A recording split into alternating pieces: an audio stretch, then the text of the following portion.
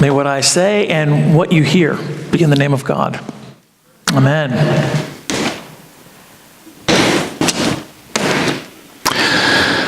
So the Sunday after Easter the gospel is always doubting Thomas, who I think has been given a bad rap.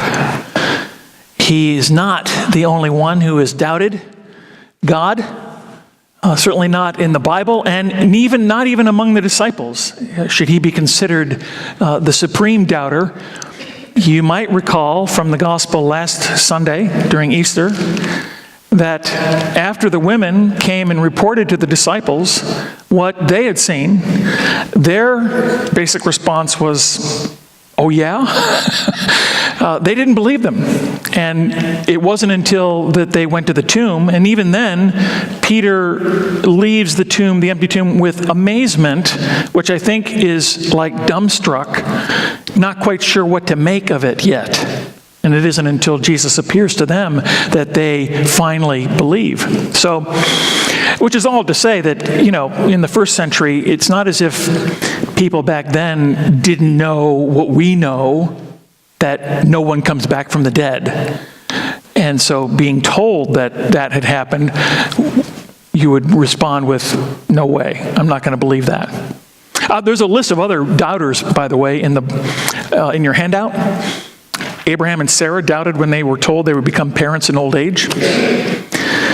Moses doubted when he was told he would lead God's people out of Egypt. God's people doubted every time they got into trouble while they were wandering in the wilderness. Zechariah doubted when he was told he would be a father in old age. And of course, there's Thomas, even John the Baptist, who I'll get to in a moment. So let's think about doubt on this second Sunday of Easter, and think about what doubt isn't, and then think about what are some of the things that can lead us to doubt, and then look at how we might deal with our doubts. So a few things to say about what doubt is not. First of all, doubt is not unbelief. That would be the opposite. The opposite of faith is not doubt, it is unbelief. So doubt is, that middle area between, do I or don't I? I'm not quite sure what I think or what I believe. And our doubts don't have to necessarily just be about God. So Christians can believe in Jesus, and they can believe in God. They can believe in the Trinity, which is a difficult thing to get your mind around, of course, and still doubt or wonder about things like how to read the Bible, whether this part of the Bible should be taken literally, or this part should be read as allegory or narrative or whatever. How should we treat the Old Testament in relationship with the New Testament? All kinds of questions. And that's to say nothing of the whole plethora of ways in which Christians disagree about how we should be living. And it's not just about, moral issues. Christians have disagreed over things like candles on the altar, and whether there should be vestments, and what's the Eucharist. And, the English Civil War, people shed blood over candles. I know, it's crazy. It's crazy what people have killed each other over. So there are lots of different things that Christians can have doubts about. It's not necessarily just about God. The other thing to say is that doubt is not unforgivable. I think that's pretty clear. Jesus' response to Thomas is not to condemn him, but to try to, basically, here's my hand, touch me. See for yourself that I'm real. And speaking of John the Baptist, when Jesus shows up for baptism, says, "Behold the Lamb of God." But then when John is imprisoned, it'll be enough to cause anyone to start doubting. John sends some of his disciples to Jesus, basically to ask him, "So are you the one we've been waiting for? Do we need to cool our heels a little longer?" And Jesus says, "Well, go tell John what you see and hear, that the deaf can hear, the blind can see, the poor have good news preached to them, that the dead are raised." In other words, that Messiah kind of things are happening. And then Jesus turns to everyone else and says, no one who's ever been born is greater than John the Baptist. Wow, that's a pretty big compliment coming from the Lord Almighty. So it's not unforgivable. That's not to say that it's praiseworthy. I don't think that the scriptures necessarily give praise to doubt, but it's not something that we need to worry about in terms of forgiveness. And the last thing to say is that doubt is not always unhealthy. I think what can make doubt unhealthy is when we wallow in it. When we wallow in doubt when, for whatever reason, doubts come up in our mind, and we simply go, okay, well, I have doubts, so I guess I won't go to church anymore. I guess I won't try to be a Christian anymore. But if your doubts lead you to investigate, then, well, that's a good thing. And I think that every Christian who has questions, you owe it to yourself to investigate and look into some answers, because I'm telling you, there isn't any question or doubt that you have about Christianity that someone hasn't had before. And there are things to be said about them. So that's what doubt isn't. Now, there are lots of different ways that doubts can crop up in our minds. And the first one is it can come from disparaging people. It can come from, well, here's an example. It's been all too common in my experience to watch young children grow up in the church and be so full of faith, and then they graduate from high school and they go to college. And, college exposes you to all kinds of things that you've never been exposed to before. People who think differently, people of other religions, professors who say whatever they say about religion, and doubts crop up. And that's okay. Great, time to investigate. But often that's not what happens. That it's just, well, okay, now I've been confronted with all these doubts, so I guess I just won't go to church anymore. Or the church is filled with, all kinds of hypocrites. I hear that too from people. To which I want to say, where are you going to go to not find hypocrites? But that's another story. Now, the other thing I would say about disparaging people, though, is that far too often doubts can come from Christians. And Christians, I think that we are very often perhaps more guilty than most people of sowing doubt in people's minds.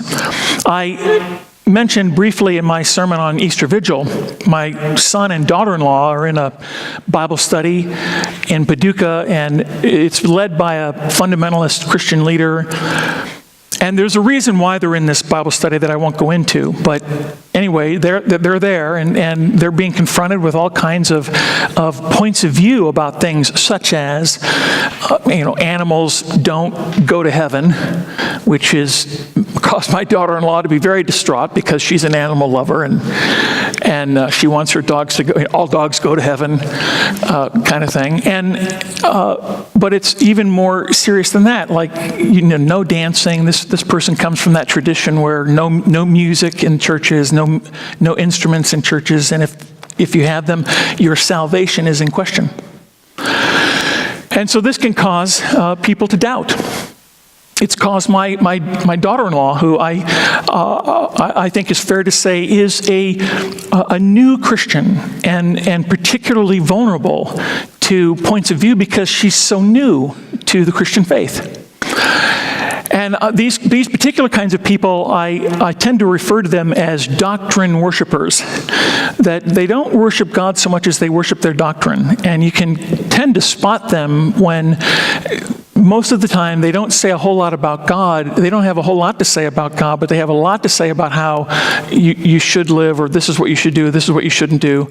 And the message is more about how to get into heaven and avoid hell. Whenever I find that kind of talk where it seems to dominate the talk from people, this is how you avoid hell, my radar goes up, my red flags start going up.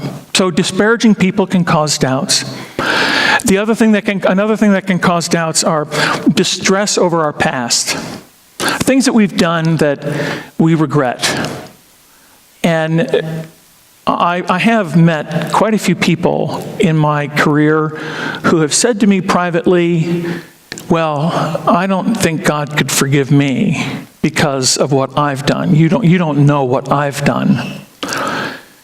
And it's often very difficult to help people see that there really isn't anything that you've done that can prevent God or would prevent God from forgiving you. I mean, the unforgivable sin that Jesus mentions, the blaspheming of the Holy Spirit, go back and look at that context, because what Jesus is talking about are people who are looking at him and the ministry and the activities and the things that he's doing and calling it evil. Calling him evil, and that the power he has to do these things are coming from evil. So, I've never met anyone, not even a militant atheist, who would say that Jesus is evil.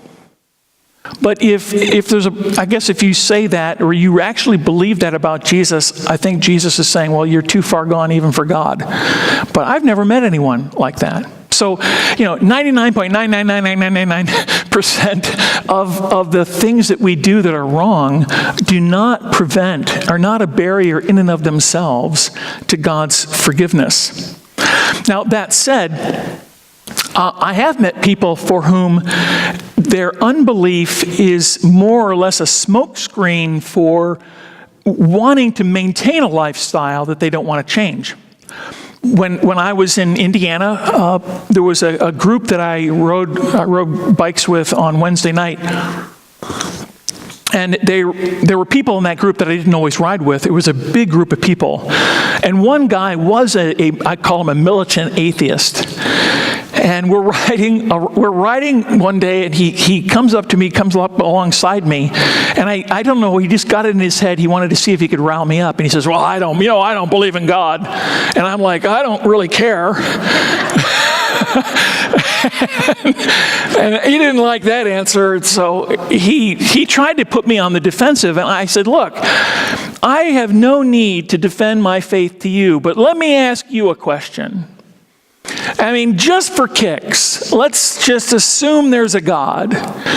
Do you think that maybe if there's a God, there's something about your life that you'd have to change? And he goes, well, yeah, there'd be some things that I'd have to change. There are things that I'm doing that I don't want to change.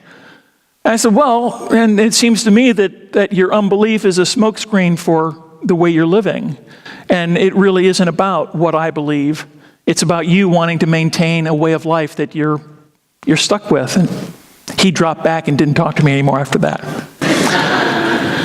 So it can be distress over our past. And finally, a disappointment in life.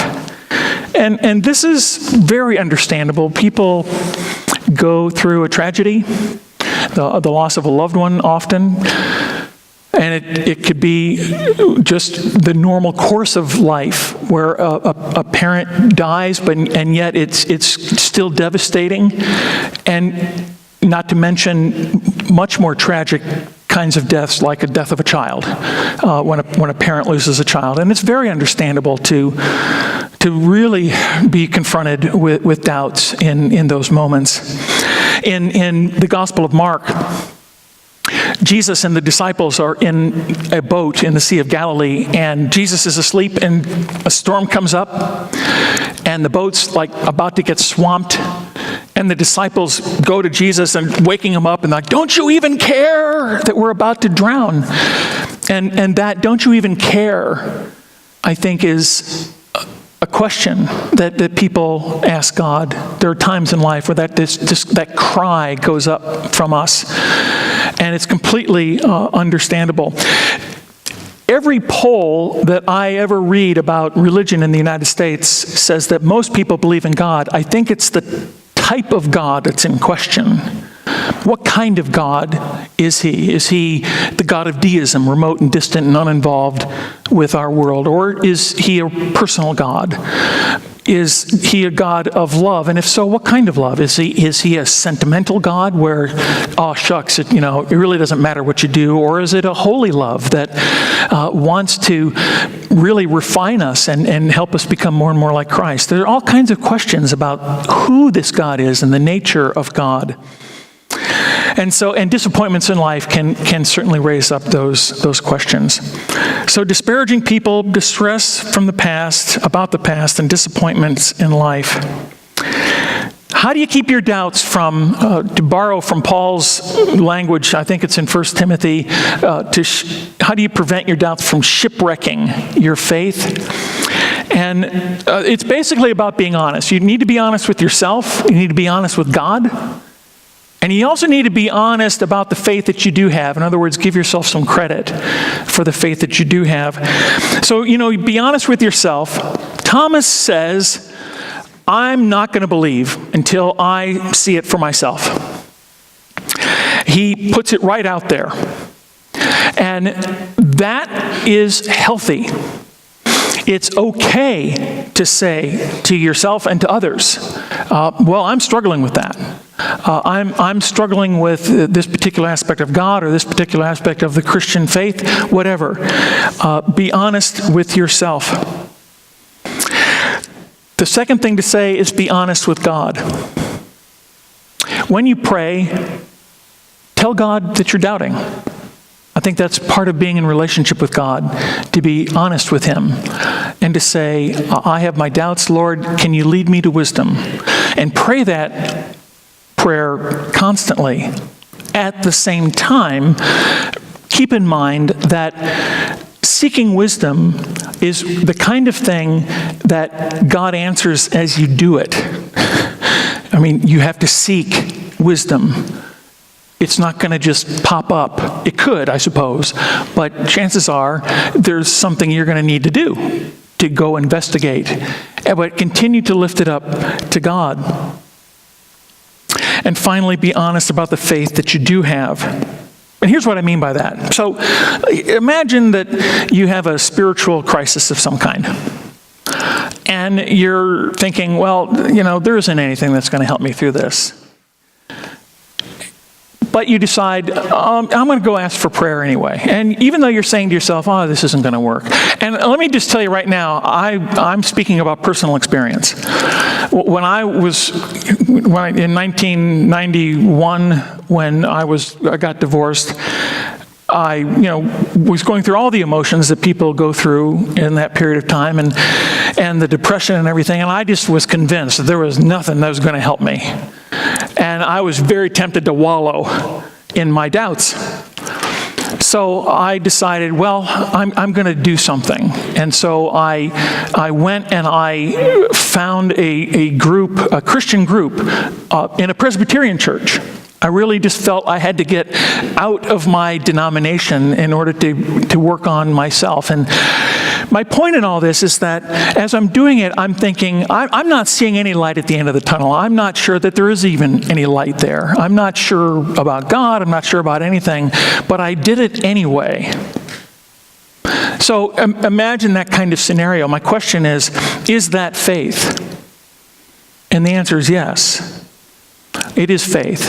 I think faith very often is 99% action and 1% what's going on inside you. So that there are faithful ways of living our Christian faith that we do even when we are unconvinced that doing them does anything or is going to matter. So I go for prayer even if I think that prayer is not going to matter.